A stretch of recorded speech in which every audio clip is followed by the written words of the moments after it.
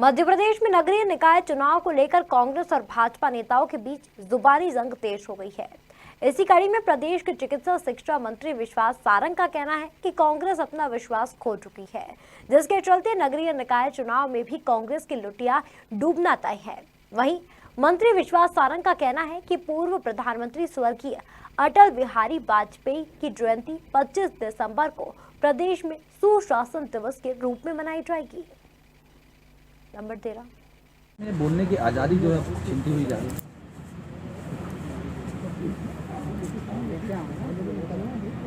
वो किसानों को नहीं पकड़ा है। इस देश में 70 साल तक कांग्रेस और वाम दलों ने केवल विघटन की राजनीति की है। इस देश में जब भी किसी वर्ग के कल्याण की बात होती है, कांग्रेस के पेट में दर्द होता है। किसानों के हित के किसान और कृषि सुधार कानून को लेकर अनर्गल प्रचार कांग्रेस के नेता कर रहे हैं। यदि किसानों में बहुत ज्यादा रोष था तो हजारों की संख्या में किसान क्यों नहीं आए? 2, 5, 7 किसान आकर लॉ एंड ऑर्डर को बिगाड़ेंगे तो ये उचित नहीं है। निश्चित रूप से कृषि सुधार कानून इस देश के किसानों के भविष्य के निर्धारण वाले कानून है। 70 साल तक कांग्रेस ने किसान को केवल वोट बैंक के रूप में उपयोग किया। बजट में बड़ी बड़ी बातें हुई कांग्रेस की सरकारों में कि किसान के हित में हम ये काम करेंगे, पर इस देश में बड़े बड़े कमलनाथ जैसे सेठों को तो इस बात की आज़ादी मिली कि अपनी फैक्ट्री में उगाने वाले, अपनी फैक्ट्री में निर्माण करने वाले पदार्थों की वो कीमत स्वयं निर्धारित करें। पर इस देश का किसान जो दिन और रात मेहनत करके अपनी फसल को अपने खेत में उगाता है, उसको इस बात का अधिकार नहीं मिला कि वो अपनी फसल का मूल्य निर्धारित करे। नरेंद्र मोदी जी की सरकार ने इस बात को स्थापित किया कि यदि किसान मेहनत करके अपनी फसल उगाता है तो उसी को अधिकार है वो अपनी फसल की कीमत निर्धारित करे। कमलनाथ जैसे सेठ तो अपनी फैक्ट्रियों में उत्पादित होने वाले उत्पाद को कहीं भी बेचने की आज़ादी प्राप्त कर पाए कांग्रेस की सरकार में, पर इस देश का मेरा किसान इस बात का अधिकार नहीं ले पाया कि वो अपनी फसल को देश में कहीं भी सही दाम पर बेच सके। नरेंद्र मोदी ने ये अधिकार दिया है किसान को, और इसलिए कांग्रेस के नेताओं को बुरा लग रहा है, क्योंकि ये तो सेठों की पार्टी है। किसान के हित में यदि भारतीय जनता पार्टी की सरकार काम कर रही है तो कांग्रेस को ये अच्छा नहीं लग रहा, और इसीलिए कांग्रेस स्क्रिप्टेड प्लान्ड आंदोलन कर रही है जिसमें किसान नहीं है, कांग्रेस के चंद नेता इन्वॉल्व हैं। सर, कुशासन नहीं है। भारतीय जनता पार्टी लगातार सुव्यवस्थित, सुसंगठित और पारदर्शी शासन प्रशासन की हिमायती रही है।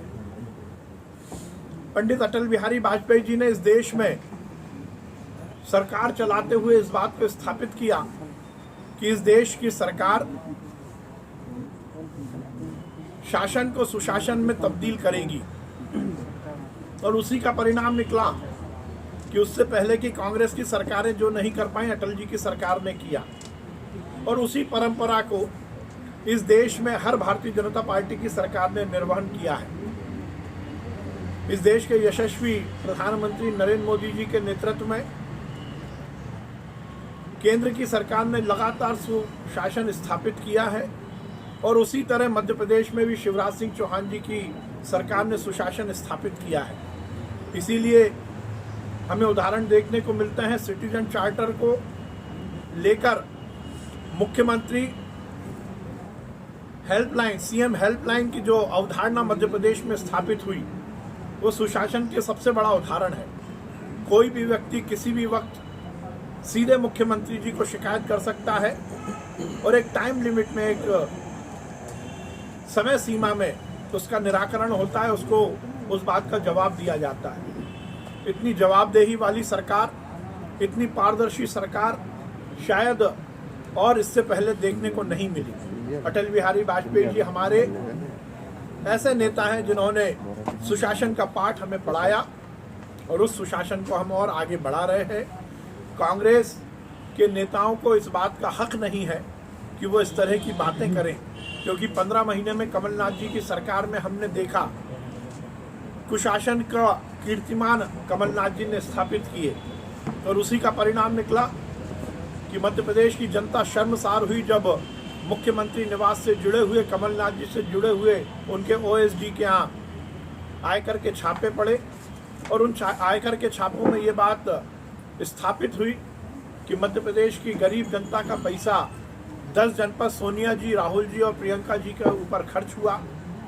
वो कुशासन की पराकाष्ठा थी।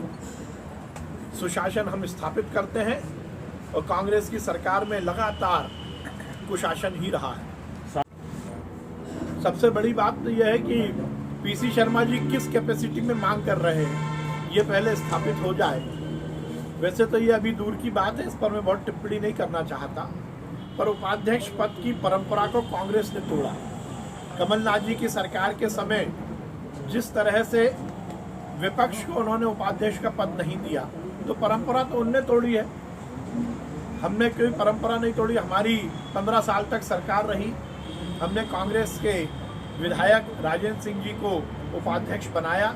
भारतीय जनता पार्टी हर समय परंपराओं का निर्वहन करती रही है, पर परंपरा तोड़ने का काम कांग्रेस ने किया है। सर, किसान सम्मान कांग्रेस के नेताओं को कहां से मिल गया कि ज्योतिरादित्य सिंधिया जी प्रेशर पॉलिटिक्स कर रहे हैं? ये ज्योतिरादित्य सिंधिया जी की सफलता है कि उनके दौरे से ही कांग्रेस के नेताओं के पेट में दर्द हो जाता है। ये उनकी व्यक्तित्व का ही प्रमाण है कि कांग्रेस पूरी इसी बात में लगी है कि उनका दौरा मध्य प्रदेश में क्यों हो रहा है।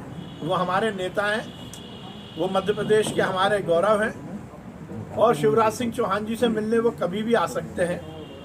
ये सब बातों को लेकर टिप्पणी करना कांग्रेस की मानसिक स्थिति को दर्शाता है।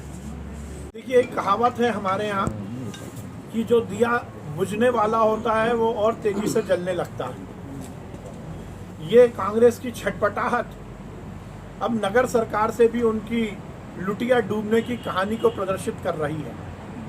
देश में कांग्रेस खत्म हो गई, प्रदेश में कांग्रेस खत्म हो गई, और अब नगरों में भी कांग्रेस पूरी तरह से खत्म हो जाएगी।